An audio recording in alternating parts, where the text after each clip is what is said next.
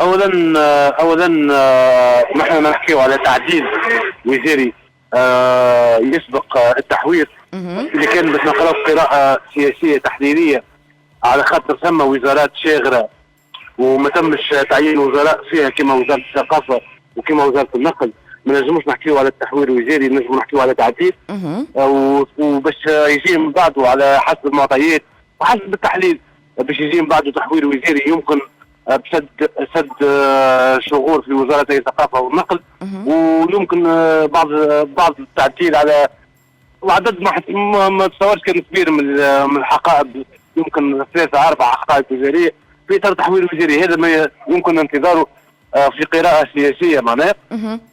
التقييم اللي يقول انه اعفاء وزير الداخليه جاء بناء على تقييم عمل وزاره في مرحله معينه، خاصه اذا كان نحب نحكيو على الولايات الشاغرين، نحب نحكيو على بعض الفشل الاداري في الولايات وفي هذايا بعد اذنك حسين باش ندخلوا فيه في اطار البيان اللي هبطوه اللي فيه عديد النقاط، لكن نحب قراءتك اليوم بالنسبه للتعديل الوزاري كما وصفته. الرئاسه ما كشفتش على اسباب التعديل هذايا، هل هو اقاله للسابقين ام هو فقط تغيير مواقع فقط؟ يعني حسب قراءتك وانت ناطق رسمي لحركه 25 جويلية وامين عام مساعد، علاش ما وضحتش الرئاسه؟ علاش باش نفهم احنا هذا اقاله والا تغيير مواقع؟ بالطبيعه انت ماكش ناطق رسمي باسم رئاسه الجمهوريه، لكن ناخذ في قراءتك. هو معناها تعقيبا لكلامك، بالنسبه لي انا ما يهمنيش برشا اسمه هذا اعفاء والا ماهوش اعفاء والا سيتم دعوتهم من مهام اخرى.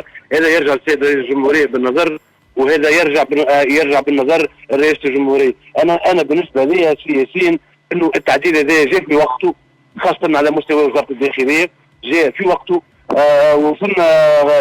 شفنا وادارات عامه حساسه جدا في وزاره الداخليه 8 شهور ما فيهاش مدير عام، معناها شفنا ولايات عامين ما فيهاش والي، شفنا معتمدين وكتابين عامين شاغلين، شفنا عباد ثم شبهات فساد حكينا عليها وحكي عليه.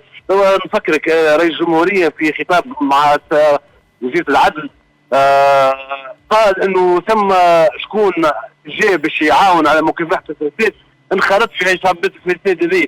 معناها السيد رئيس الجمهوريه يحكي على حالات، يحكي على حاجه موجوده على ارض الواقع. وهذا شنو ومادام جاء بالنسبه لنا التعديل الوزاري هذا توا نجم نفهمه في اطار انه في قال رئيس الجمهوريه سيحاسبون. ما نعرفش، انا ما عنديش معطيات حق نتاع ربي، لكن نحكي تحليل سياسي نجم نخرج لها من الزاويه هذه. معناها من زاويه انه رئيس الجمهوريه قال قبل الجمعه انه سيعاقبون، قد يكون معناها ما عنديش فكره، لكن المهم بالنسبه لي انه دماء جديده في وزاره الداخليه مهمه جدا في المرحله هذه، خاصه انه تم تعيين شخصيه محترمه، انسان قاضي، انسان محترم، انسان مشهود له بالكفاءه، خالد النوري اللي كان والي توزر اللي ما نجم كان نحاول تعيين هذا على خاطر باش يحل صفحه جديده في وزاره الداخليه. والي اريانا هي خالد النوري وزير الداخليه هو والي اريانا السابق معناها.